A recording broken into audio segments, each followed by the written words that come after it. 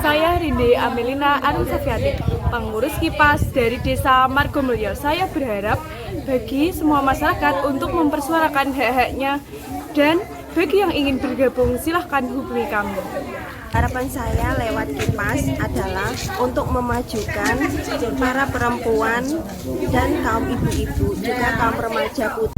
Preman Super! Perempuan diri sumber perubahan!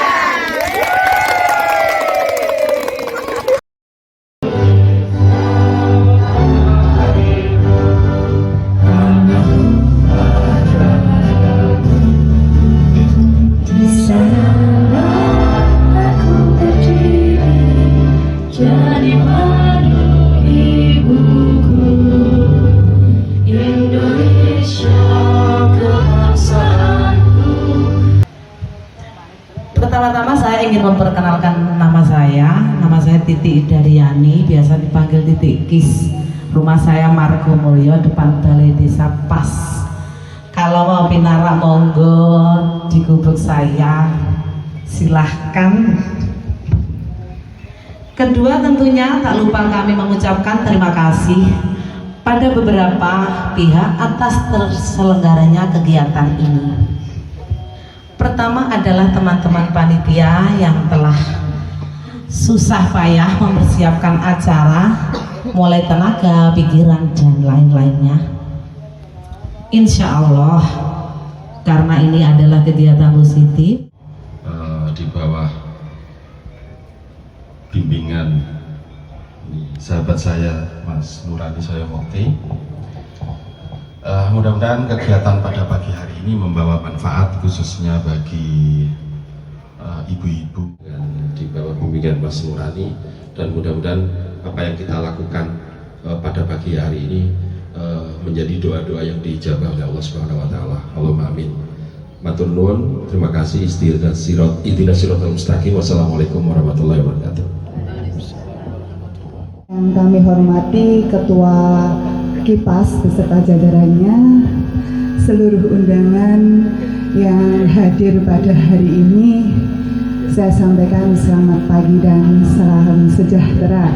Tentunya tidak ada kata yang patut kita ucapkan untuk hari ini selain syukur alhamdulillah kepada Tuhan Yang Maha Esa. Kita semuanya di sini dipertemukan dengan orang-orang hebat di pendoponya Madani. Tepuk tangan untuk kita semua. Kebetulan benar yang disampaikan Pak Nurani, saya masih jomblo.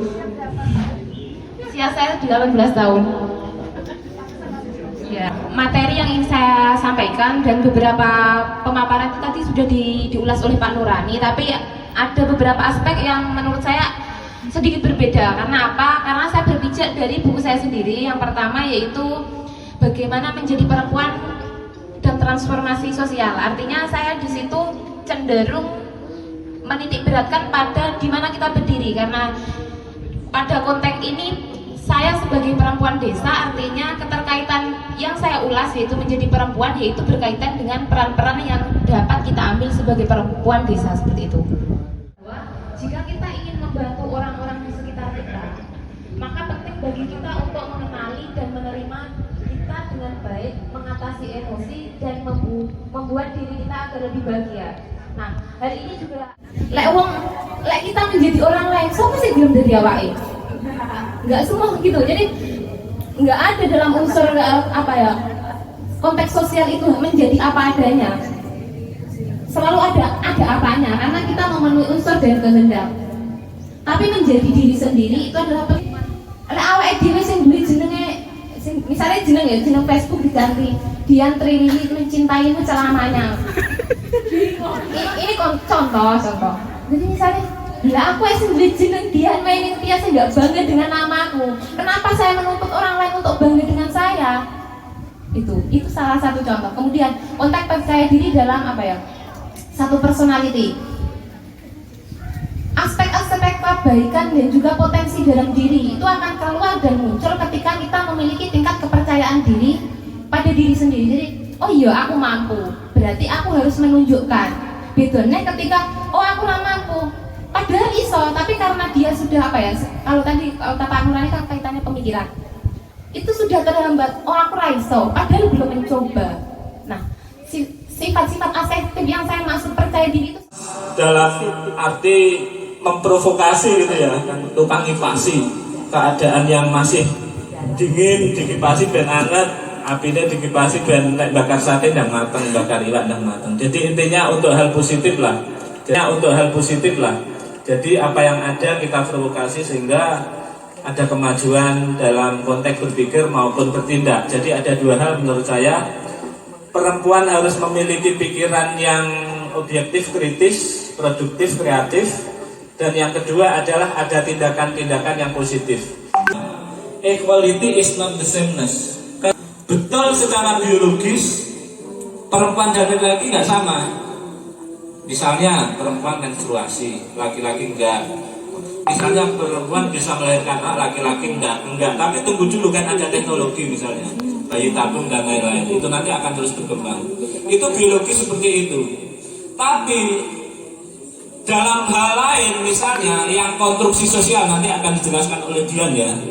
Itu namanya adalah perbedaan antara seks dan gender. Ini teman-teman yang penting. Jadi untuk menjawab pertanyaan apakah kesetaraan itu mungkin atau tidak, harus dibedakan antara seks dan gender. Benar bahwa perempuan itu menstruasi, laki-laki tidak. Tapi apakah itu justru melemahkan? Konsekuensinya adalah peredaran darah dari jantung, otak, dan ke seluruh tubuh itu ternyata dengan menstruasi itu justru menjadi bahan material bagi perempuan untuk kuat secara fisik, sehingga sel-selnya itu lebih awet daripada laki-laki. Ya iku mau wong wedok luwih awet urip dibanding laki-laki, wong wedok luwih tidak penyakitan daripada laki-laki. Mungkin seperti itu juga, tapi logikanya seperti itu. Laki secara apa Pak? Dua hal, baik fisik maupun non fisik. Kok secara fisik bagaimana? Ya buktinya ada Joan of Arc di Perancis, ada Zena, ada orang-orang kuat. Saya laki-laki ya jelas kalah kuat sama atlet angkat besi kan gitu kan. Karena apa? Soal latihan, soal pembiasaan. Coba bayangkan jika misalnya perempuan tidak divonis sejak kecil orang oleh angkat-angkat, pasti mereka ya akan melu angkat-angkat, akan melu usung-usung, melu nek sawah. Karena nggak ada vonis. Karena masyarakat patriarkis cenderung memvonis bahwa perempuan itu tugasnya harus lembut, harus cantik karena nanti mendapatkan laki-laki. Lek iso ya cantik, lembut karena akan mendapatkan laki-laki yang ganteng kaya. Makanya nggak heran remaja-remaja putri idolanya pasti ingin dinikahi tentara atau polisi. Jadi perbedaan laki-laki perempuan dilihat dari segi seks dan gender. Ini harus kita lihat, jangan dari segi seks saja. Seks adalah perbedaan berdasarkan fungsi biologis dan perkelaminan. Gender adalah perbedaan karena konstruksi sosial. Jadi kita dibentuk secara sejarah oleh wacana tertulis, wacana terucap, dongeng, oleh agama, oleh budaya dan lain-lain. Jadi itu yang membentuk kita. Dulu itu di era perempuan masih mendominasi, kan pernah ya ada raja perempuan, Ratu Sima yang terkenal misalnya, Cut Nyak Din. Cut Nyak Din itu orang istana, pemimpin dan bahkan perang. Siapa bilang dia orang lemah secara fisik perang? Jadi ada konteks, bahkan teman-teman, perempuan ini sebenarnya kalau saya bicara dari sisi peredaran darah tadi, jantung, tubuh, otaknya akan cenderung lebih cerdas. Dan kenapa pada fase sejarah kok seperti ini, seperti sekarang divonis tidak cerdas, divonis emosional, divonis tidak produktif? Karena zaman dulu ketika perempuan-perempuan itu mencoba untuk keluar dari domestik dan bicara soal masyarakat, meramalkan sejarah, meneliti, itu mereka dicap sebagai tukang sihir dan dukun. Karena apa? Ada namanya istilahnya misoginis. Ideologi misoginis itu benci dan jijik kepada perempuan, takut kepada perempuan. Coba jangan lihat kalau ada perempuan lewat, ada laki-laki cangkruk, disuiti. Apa perempuan ini anjing atau burung kok disuiti ya gitu loh. Terus lek sampean ki sering ngomong aneh akeh. Apa yang reaksi dari masyarakat? Ngadu yo wong wedok ki cangkeme loro. Itu misoginisme. Jadilah perempuan yang tidak hanya puas diperempuankan, melainkan mampu mengenal sisi diri untuk mendayagunakan sisi keperempuanan. Kenapa kita harus bergabung dengan KIPAS? Karena KIPAS adalah salah satu alternatif yang ditawarkan dan mampu memberi ruang bagi perempuan untuk berdaya guna untuk yang lain. Perempuan dimanapun kalian berada, entah itu kalian di masa anak-anak, remaja, ataupun sudah dewasa, jangan pernah meninggalkan yang namanya pendidikan, karena setiap fase kehidupan pendidikan itu penting. Ketika kita adalah seorang perempuan, pendidikan itu tidak hanya dibutuhkan untuk diri kita sendiri, kelak kita juga akan menjadi seorang ibu yang juga harus memiliki teori-teori pendidikan yang juga harus bisa mendidik anak-anak kita. Ketika kita menjadi perempuan yang berpendidikan, maka anak-anak kita nanti juga akan terlahir menjadi anak-anak yang berpendidikan dan tentunya akan membantu dalam generasi penerus memperjuangkan generasi bangsa yang lebih maju dan lebih berpendidik.